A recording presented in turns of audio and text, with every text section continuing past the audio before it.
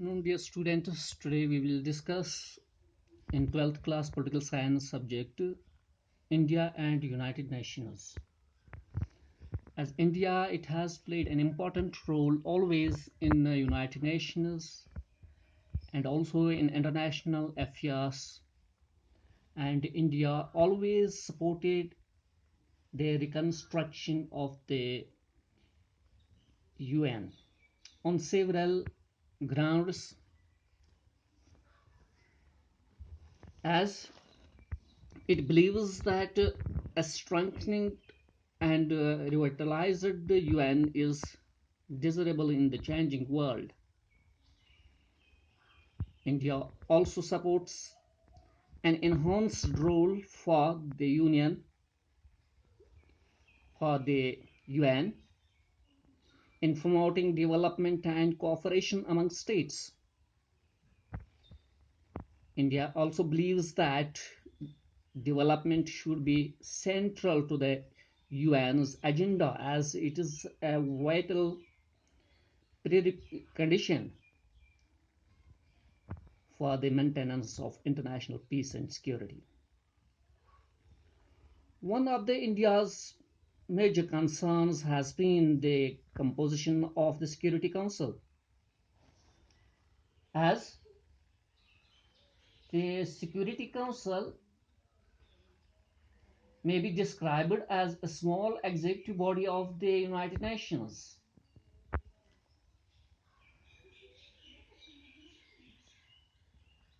And this council, which was managed largely static while the United Nations General Assembly membership has expanded considerably from time to time, India considers that this has harmed the representative character of the Security Council. It also argues that an expanded council with more representation will enjoy greater support in the world community. As India, it fulfills the criteria being proposed by the Kofi Annan in 1997. India's candidatureship in the Security Council is genuine, according to the criteria proposed by the Kofi Annan. And in the last video, we have discussed the criteria proposed by the Kofi Annan. India fulfills it, as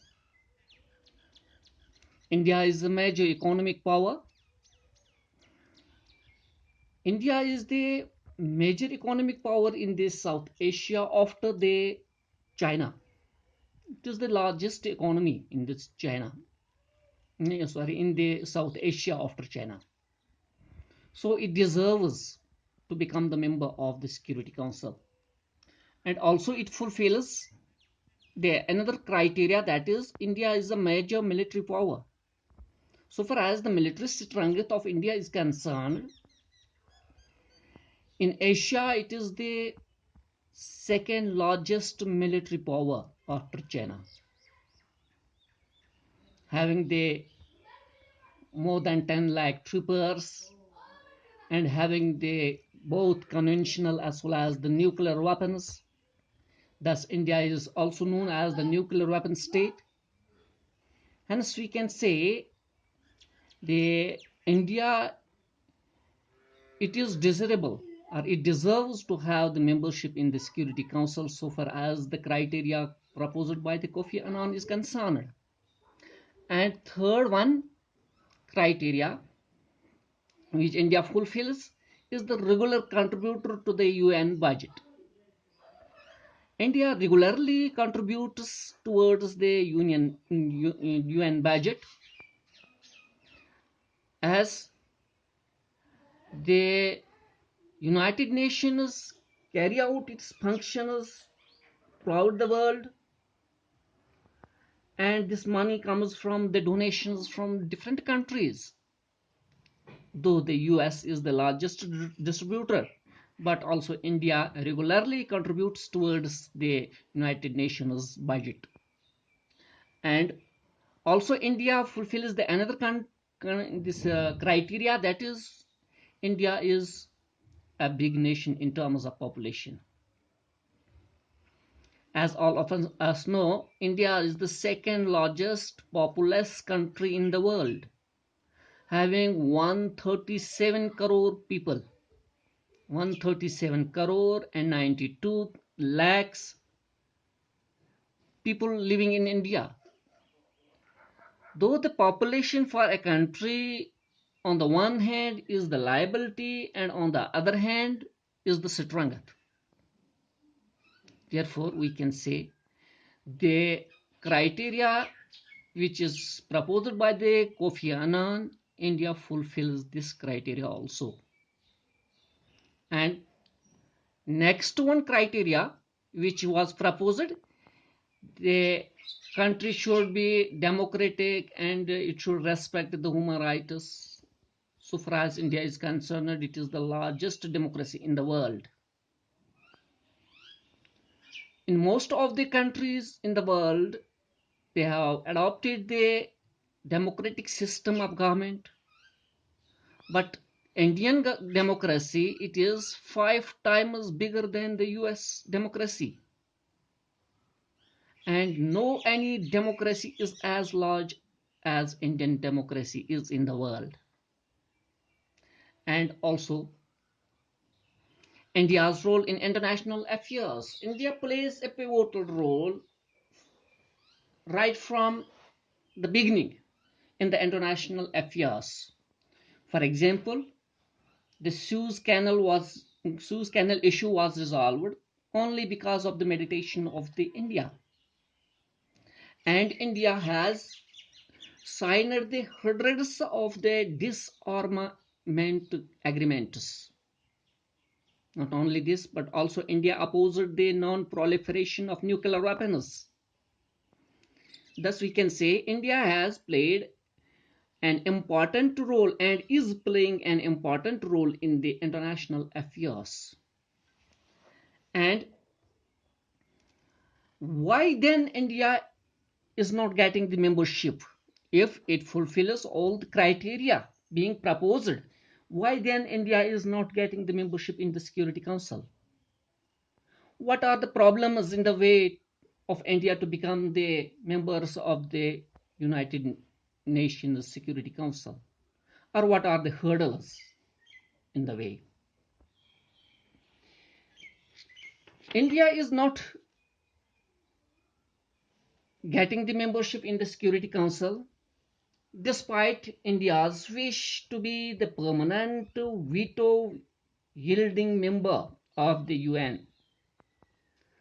Some countries question its inclusion, as is evident from our neighboring country, Pakistan, with which India has troubled relations, is not the only country that is reluctant to see India becoming a permanent veto power of the Security Council or veto member of the Security Council.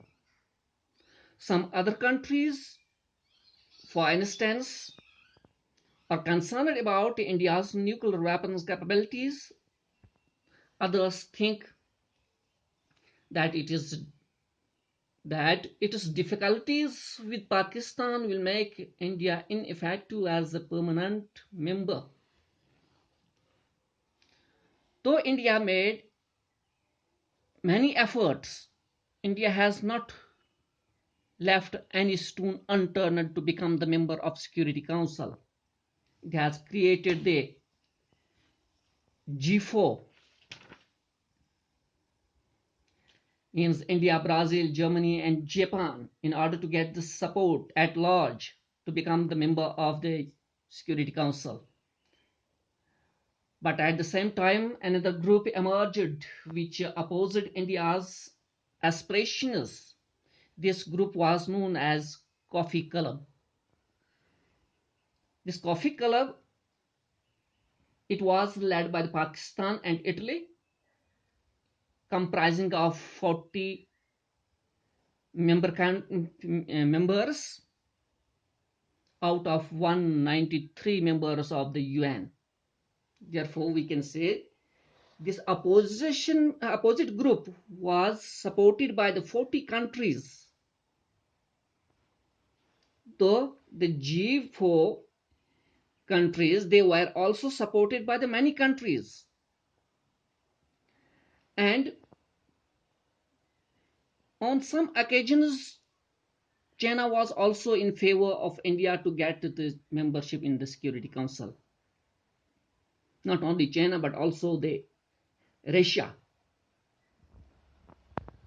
But surprisingly, the Russian president, while supporting India's candidatureship for permanent membership, threw cold waters on new members getting veto power.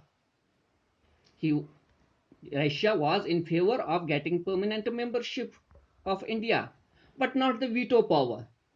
As a joint statement issued by Manmohan Singh and Vladimir Putin declared that the Russian Federation reaffirmed its support to India as a deserving and strong candidate for the permanent membership in the expanded UN Security Council.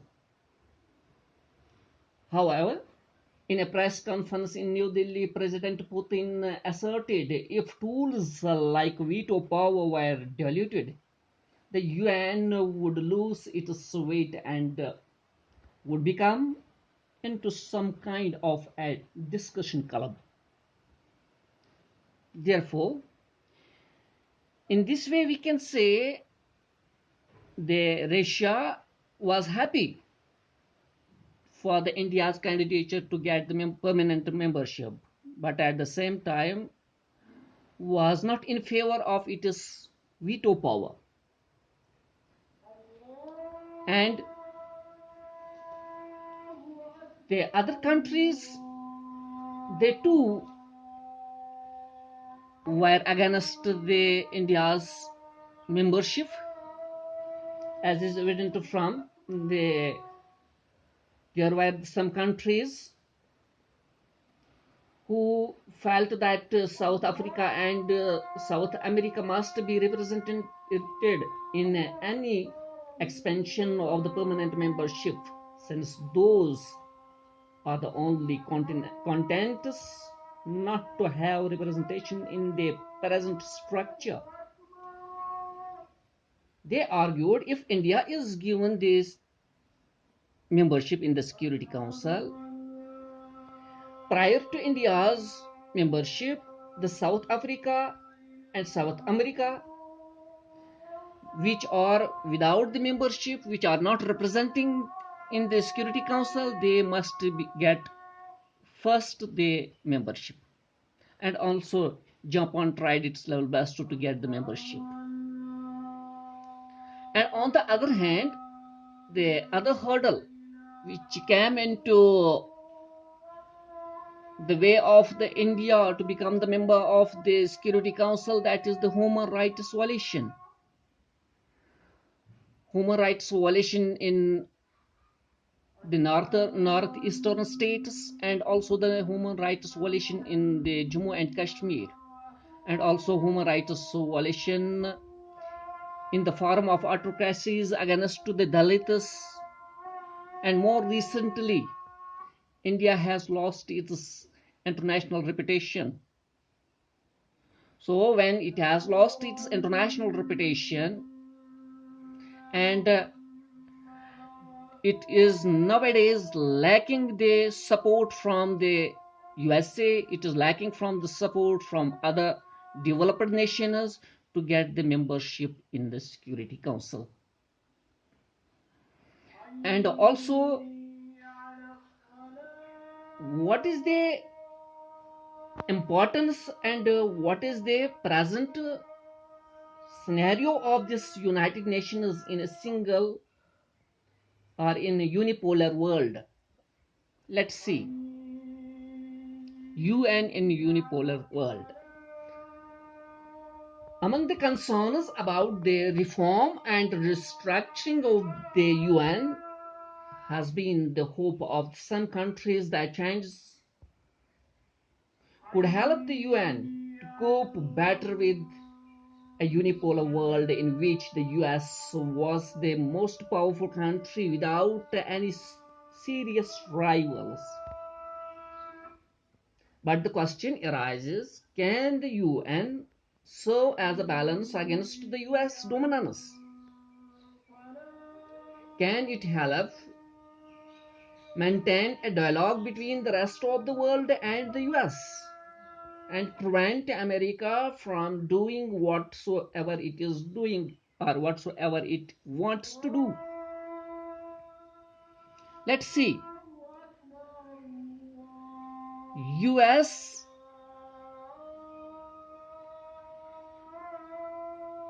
US power cannot be easily checked. First of all, with the disappearance of the Soviet Union, the US stands as the only superpower. Its military strength or its military and economic power allows it to ignore the UN or any other international organization. As in the second Gulf War, the UN denied to give mandate to US to attack over the Iraq. But the USA ignored the UN and attacked over the Iraq. In the same way, it ignores all other international organizations. It hardly bothers about these organizations. US hardly bothers about them. Secondly, within the UN, the influence of the US is considerable.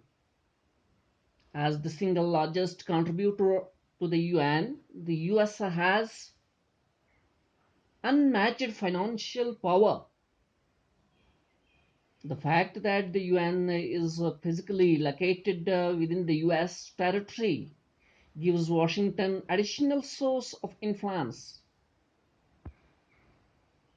All the bureaucrats who are working in the UN, they either belong from the US or their headquarters of this institution, headquarters of the UN, they are located in the US territory. Therefore, we can say the US also has many nationals in the UN bureaucracy. In addition with its veto power, the US can stop any move that it finds anything or damaging to its interests or the interests of its friends and allies. The power of the US and its veto within the organization also ensures that Washington has a considerable degree of say, considerable degree of share in the choice of the Secretary General of the UN.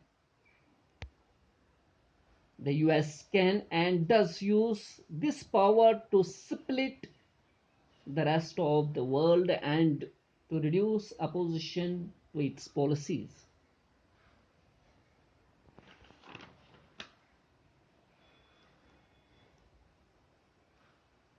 Though the US, it serves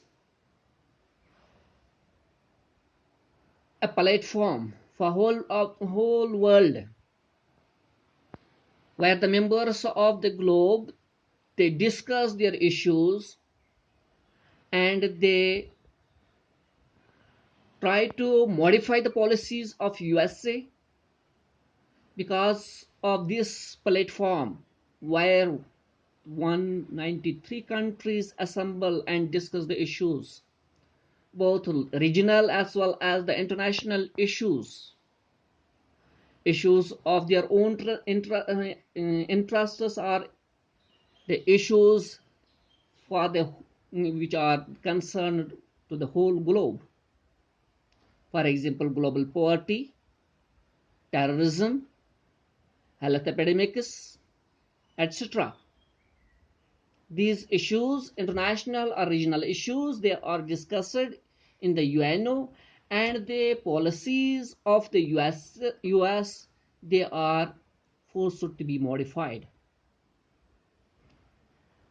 Thus we can say the UN is the only institution which exerts its influence over the US policies.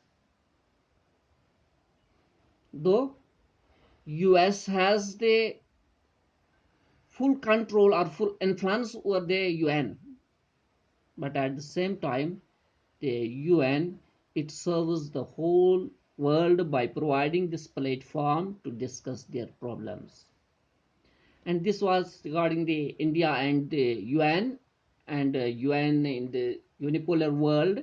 Inshallah, we will see the other international organizations in the next video. तब तक के लिए इजाज़त दीजिए. खुदा हाफिज.